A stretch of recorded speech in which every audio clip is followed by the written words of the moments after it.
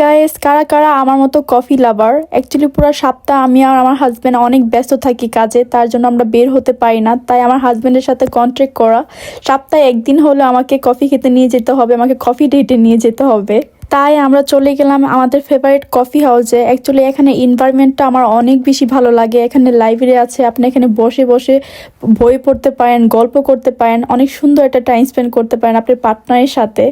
পুরো সপ্তাহ আমরা এত ব্যস্ত থাকি যে দুজন দুজনকে সময় দিতে পারি না। তার জন্য আমরা কফি হাউসে বসে অনেক গল্প করি, 2-3 ঘন্টা আমাদের এই কফি হাউসেই চলে যায়, কফি খাই এবং পুরো সপ্তাহ আমরা কি করেছি না করেছি সকল বিষয় নিয়ে ডিসকাস করি। আর এটা হচ্ছে আমার ফেভারিট একটা কফি। অ্যাকচুয়ালি লন্ডনের লাইফটা এমনই, প্রত্যেকটা মানুষই কাজে এত ব্যস্ত থাকে যে কেউ কাউকে সময় দিতে পারে না। তারপরও আমরা ট্রাই করি যাতে আমরা আমাদের সময়টা খুব ভালোভাবে উপলব্ধি করতে পারি। এই কফি হাউসে এসে টাইম স্পেন্ড করা আমার অনেক বেশি ভালো লাগে। If you like my video, please subscribe and see you in my next video. Bye bye.